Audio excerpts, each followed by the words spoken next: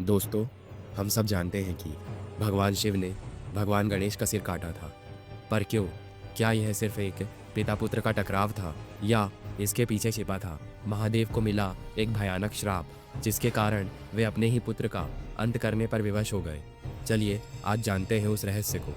यह कहानी शुरू होती है बहुत समय पहले, जब शिव के दो भक्त माली और सुमाली सूर्यदेव से युद्ध कर रहे थे। अपने भक्तों को बचाने के लिए महादेव शिव ने सूर्यदेव पर अपने त्रिशूल से प्रहार किया, जिससे सूर्यदेव मरणासन्न हो गए। अपने पुत्र की यह दशा देखकर महर्षि कश्यप क्रोध से भर उठे और उन्होंने शिव को श्राप दे दिया, हे शंकर, जिस तरह आज मैं अपने पुत्र के लिए कष्ट भोग रहा हूँ, एक दिन तुम भी अपने ही पुत्र का विनाश अपने हाथों से करोगे। वर्षों बीत गए। एक दिन माता पार्वती ने स्नान के लिए जाने से पहले अपने शरीर के उपटन और हल्दी से एक सुंदर बालक की मूर्ति बनाई और उसमें प्राण डाल दिए। उन्होंने उस बालक का नाम गणेश रखा और उसे आदेश दिया, पुत्र, मैं स्नान करने जा रही हूँ, तुम द्वार पर पहरा दो और किसी को भी अंदर मत आने देना। गणेश अपनी माता की आज्ञा का पालन करने के लिए द्वार पर खड़े हो गए। कुछ समय बाद स्वयं भगवान देवाधिदेव महादेव वहां आए और अंदर जाने लगे। बालक गणेश ने उन्हें रोकते हुए कहा, आप अंदर नहीं जा सकते, यह मेरी माता की आज्ञा है।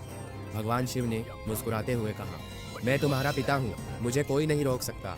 लेकिन गणेश अपनी बात पर अड़े रहे। शिव के गणों, नंदी और अन्य ने भी उन्हें समझाने की बहुत कोशिश की, पर गणेश ने किसी की ना सुनी और उन सबको परास्त कर दिया। एक छोटे से बालक द्वारा रोके जाने और अपने गणों की हार से भगवान शिव का क्रोध अपनी चरम सीमा पर पहुंच गया। उस क्षण महर्षि कश्यप का दिया हुआ श्राप भी अपना प्रभाव दिखाने लगा। क्रोध और श्राप के प्रभाव में शिव ने अपना दिव्य त्रिशूल उठाया और एक ही पल में उस बालक का सिर धड़ से अलग कर दिया। जैसे ही माता पार्वती स्नान करके बाहर आई और अपने पुत्र को मृत अवस्था में देखा, उनका दुख क्रोध में बदल गया। उन्होंने पूरे ब्रह्मांड को नष्ट करने की चेतावनी दे दी। हाहाकार मच गया। सभी देवता भयभीत होकर महादेव की शरण में पहुंचे।